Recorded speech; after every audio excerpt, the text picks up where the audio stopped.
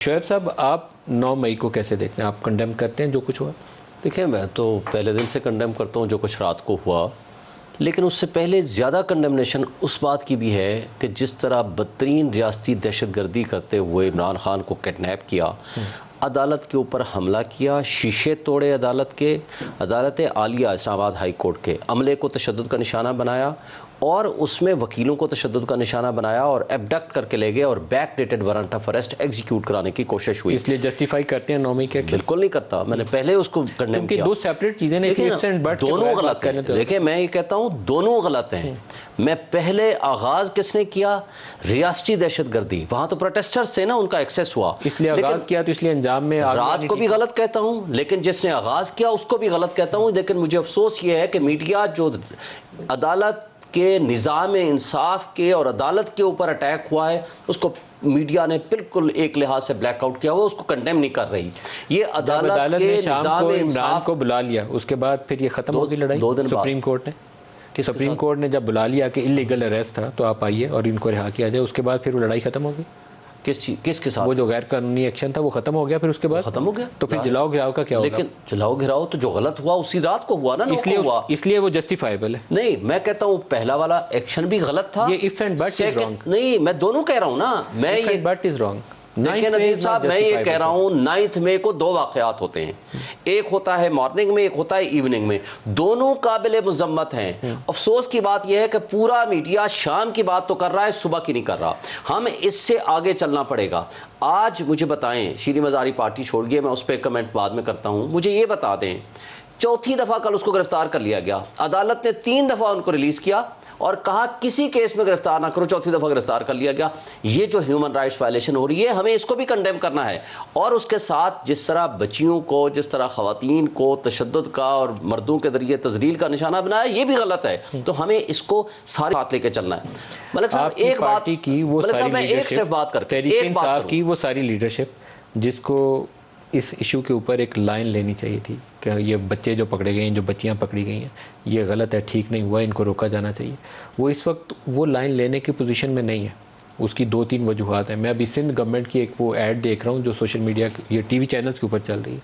उसमें उन्होंने वो जितने आपके मेन लीडर थे ना तहरीक इंसाफ के, वो सारे फरमाइश कर रहे हैं कि आग लगा दो, पकड़ लो, वहाँ जाना है, वो जगह बता रहे हैं। उसके बाद अब उन्होंने वो लिस्ट में डाल दिया, वांटेड वाली में।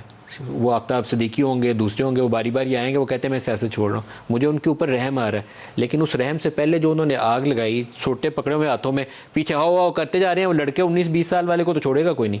वो आफ्ताब सिद्दीकी को तो माफ़ी करके घर चला गया, वो पार्टी के बाकी लोग भी चले जाएंगे। तो जो 20-20 साल 22-22 साल के लड़के और लड़कियां, उनको कौन? मुझे ये बताएं कि जो पार्टी छोड़ देता है तो ड्राई क्लीन हो जाता है। क्यों वो तो मोतबर तरीन हो जाता है। क्यों ड्राई क्लीन हुए? ये बेईमानी है पीडीएम की जमातों की और एस्टेब्लिशमेंट की। उनकी नहीं है जो छोड़ के चले गए, उनको जो बाकियों को अंदर जेलों में डाल के खुद चले गए, उनकी नहीं है ये। मैं ये कह रहा हूँ कि जब आपने निज़ाम इंसाफ, कानून और इंसाफ का दोहरा मेयार रखेंगे रियासत के ऊपर, जो कुछ हो रहा है ना पाकिस्तान के साथ, तबाही वाला रास्ता है, गलत है। आपने, मैं एक फॉर्मर बड़े हाई लेवल सर्विंग ऑफिसर से पूछा, आर्मी के यूनिफॉर्म अफसर थे, जब ये शाहिद खाकान को और मिफ्ता को पकड़ के ले गए थे, मैंने कहा कि उसने चोरी की है।